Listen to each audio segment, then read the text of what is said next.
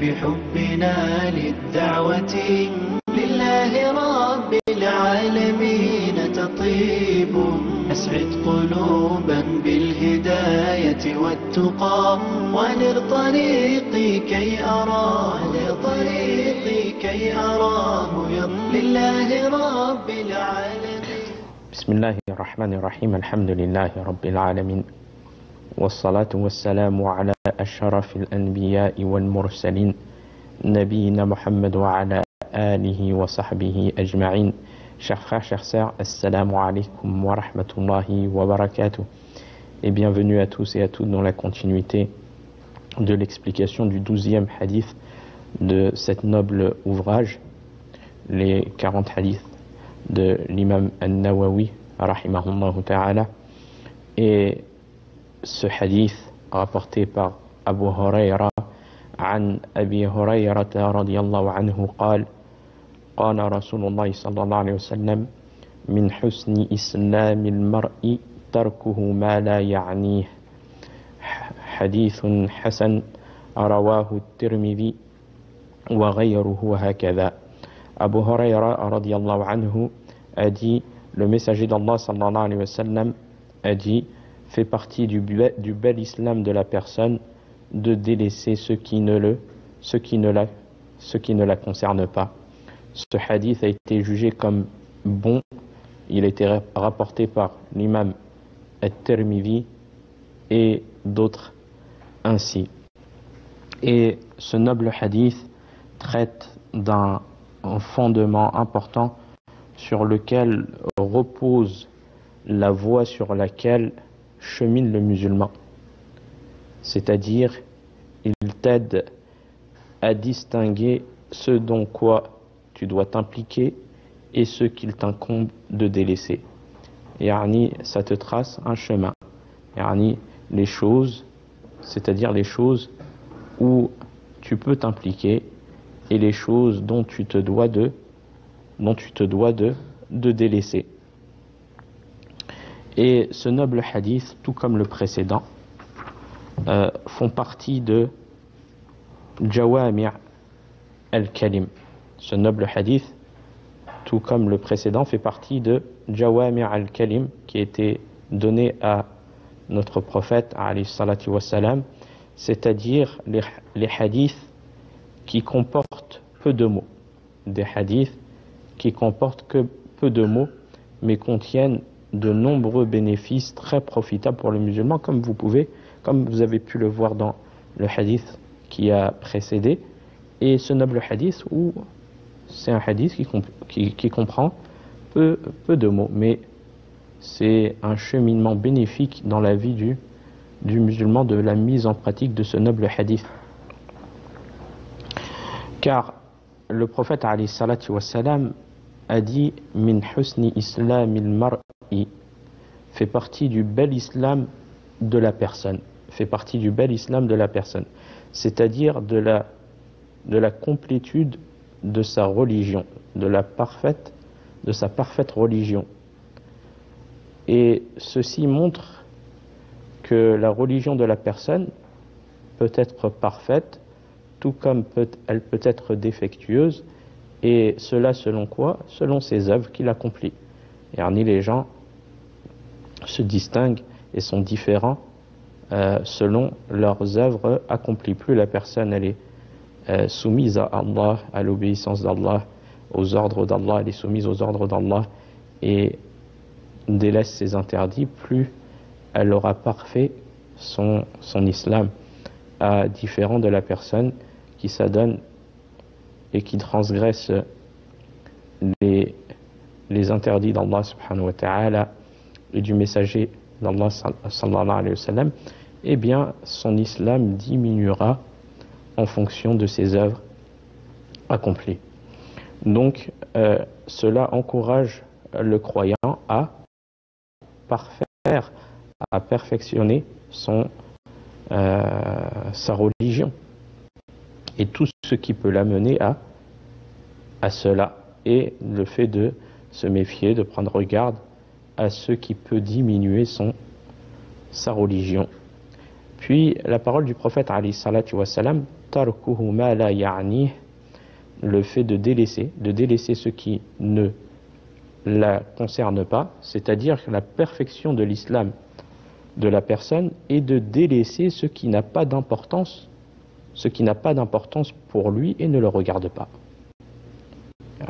Une chose qui n'a pas d'importance pour la personne, elle ne le regarde pas, il n'y a aucun bénéfice pour elle dans cela. La personne, qu'est-ce qu'elle se doit de faire? Elle se doit de le délaisser, car fait partie des choses qui diminuent la religion de la personne qu'elle rentre dans des choses qui ne la regardent pas ou dont on ne lui a pas donné la responsabilité et la charge, ou dont aussi elle n'est pas apte à s'introduire dans ses affaires. Donc elle se doit de quoi? Elle se doit de les délaisser, comme ce noble hadith le mentionne. Et qu'est-ce qu'il convient à la personne? Il convient à la personne, au lieu de s'occuper des choses qui ne la regardent pas, d'utiliser ce temps-là pour se réformer et pour parfaire son islam et ses manquements religieux, ses manquements dans sa pratique religieuse. Elle doit fournir ses efforts dans ce qui lui est à intérêt à elle et dans sa pratique. Il n'y a pas un d'entre nous, si ce n'est qu'il a des manquements, il a des défauts, et le fait que la personne, elle s'occupe de sa propre personne, cela lui sera bénéfique, au lieu de s'occuper des affaires qui ne te regardent pas, ou on t'a pas chargé, ou autre. Mais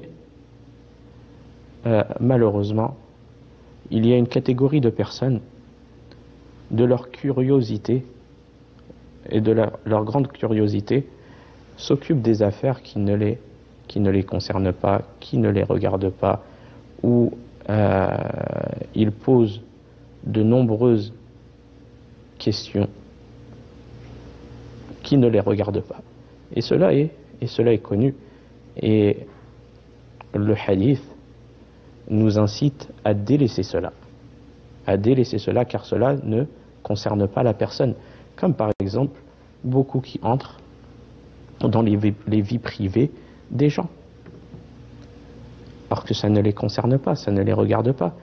Et ils vont plus loin que cela, ils posent des questions, de nombreuses questions.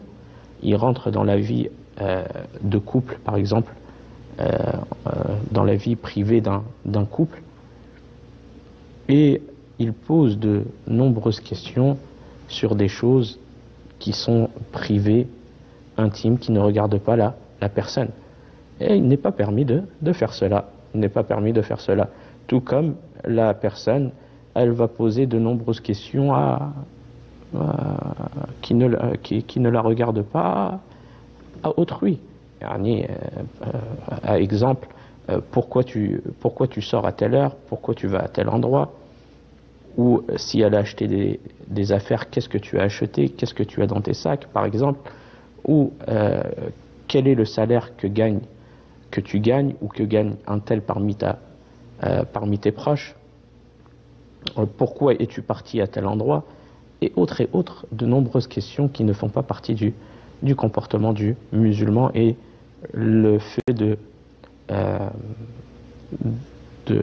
mettre en pratique ce noble hadith où le prophète alayhi salatu wassalam a dit fait partie du bel islam de la personne de délaisser ce qui ne la concerne pas. Et bien plus encore, combien de mal a apporté le fait que certains s'infiltrent dans la vie privée des gens. Et beaucoup de mal s'est produit par cela. Par ces questions, le fait de s'infiltrer dans des choses, et certaines personnes mal intentionnées, ils entrent dans le but d'amener discorde, d'amener mal entre les gens. Et de nombreux divorces ont été causés par le fait que des personnes extérieures se sont introduits dans la vie privée, dans la vie privée du couple, dans des choses qui ne les regardent pas. Et ça, c'est une responsabilité auprès d'Allah subhanahu wa ta'ala. Donc le fait de prendre garde à cela et de mettre en pratique ce noble hadith qui est d'un bénéfice immense dans la vie du croyant. Et à plus grande échelle, ça c'est dans différents domaines, si la personne ici elle n'a pas aptitude dans certaines affaires, il y a certaines choses où cela ne concerne et à la charge que de certaines personnes, comme par exemple il y a certains événements qui se passent dans la communauté, certaines affaires qui peuvent se passer dans un pays musulman, et la personne elle doit laisser cela à qui a des gens qui ont aptitude. Ce sont des choses à grande échelle, ce sont des grands événements où pas tout le monde ne peut s'y introduire, et cela n'apportera aucun intérêt. Donc le fait de la laisser aux gens qui en ont la capacité, comme les savants, ceux qui dirigent les affaires des musulmans, car ils sauront apporter verdict, jugement ou solution à une problématique posée. Et donc le fait que ce ne soit pas tout le monde qui s'y mêle et qui prennent des informations, donnent un verdict, un jugement, puis les propagent, surtout à notre époque via les réseaux sociaux. Chacun donne son jugement, chacun donne sa parole et propage des informations. Et cela, ça amène à quoi? Ça amène à confusion, ça amène à doute, ça amène à incompréhension, surtout chez les communs des musulmans.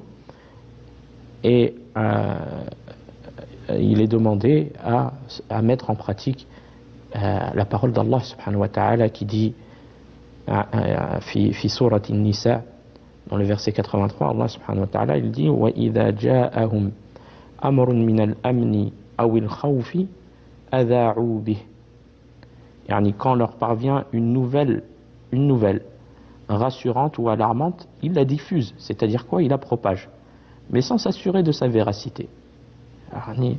Sans s'assurer de sa véracité. Donc, le musulman, il lui est demandé de ne pas transmettre tout ce qui vient précipitamment, de cette manière, sans s'assurer de la véracité des choses. Et chacun doit connaître sa place. Il est important que chacun doit connaître sa place.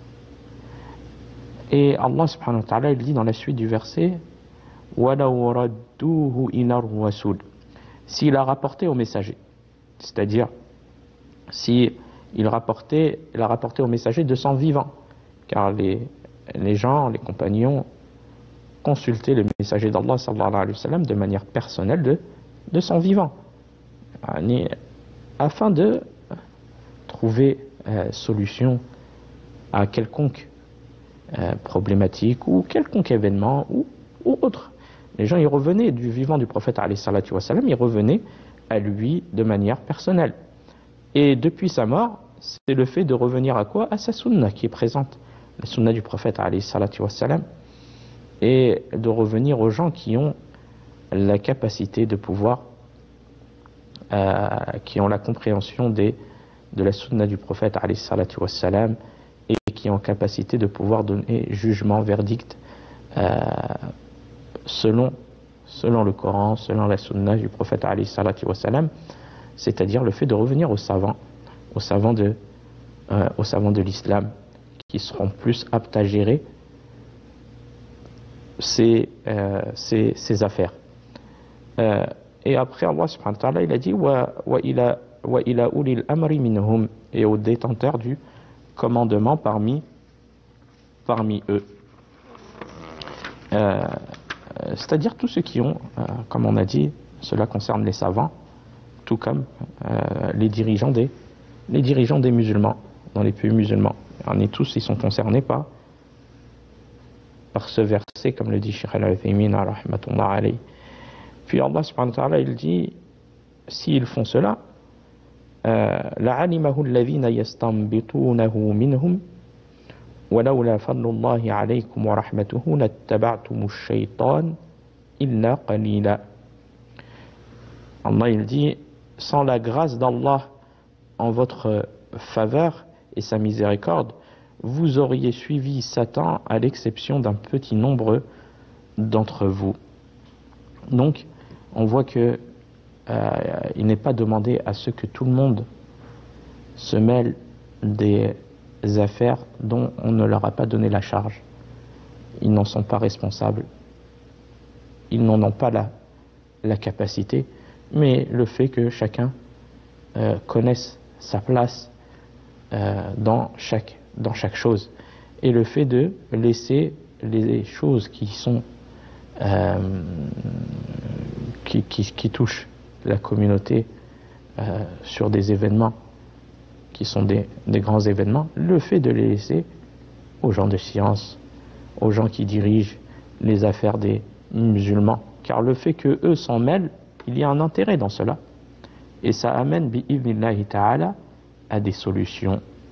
Mais le fait que tous les gens du commun, même si la personne n'a pas la compétence et on ne l'a pas chargé de cette responsabilité-là, et tout le monde donne son verdict, donne son jugement sur toute chose et propage des informations, surtout à notre époque via les réseaux sociaux, et même certains vont plus loin que cela jusqu'à amener le doute, à faire douter les gens des savants de l'islam, et ça c'est encore plus grave, parce que tu amènes à confusion, incompréhension, et tu touches l'honneur des gens de science, ainsi que ceux qui dirigent les affaires des musulmans. Donc tout cela, ça désunit les musulmans, ça amène à la désunion, ça amène à la confusion, l'incompréhension chez les gens,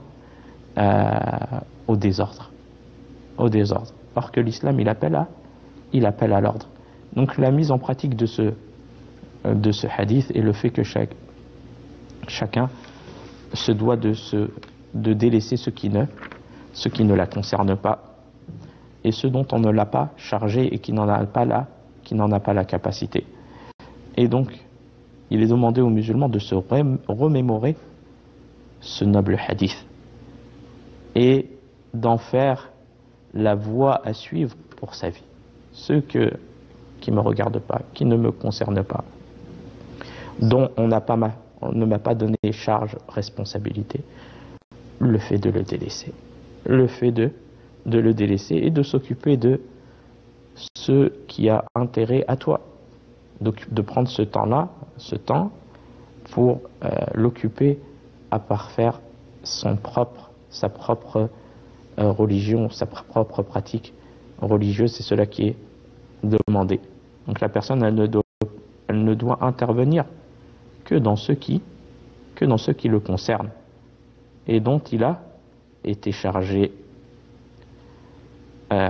Et cela, ça amènera à tout bien, bi'idhnillahi ta'ala, et d'éviter ce qu'il ne connaît pas.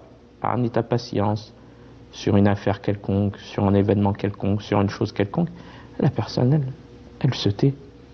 Elle n'a pas, Allah, il ne lui a pas donné cette responsabilité de parler sur toute chose. Et si la personne, elle veut faire un bien quelconque, si elle n'a pas science sur un sujet quelconque, eh bien, elle doit en informer, diriger les gens. Ça fait partie du conseil, comme le hadith que nous avons cité sur le conseil. Il doit informer la personne, la diriger vers ceux qui en ont la charge et la capacité parmi les gens de science, afin que solution soit apportée. Si la personne ne sait pas, elle dit je ne sais pas, mais si elle peut orienter, elle oriente vers une personne qui a connaissance, une personne de science connue pour sa science, un savant de l'islam.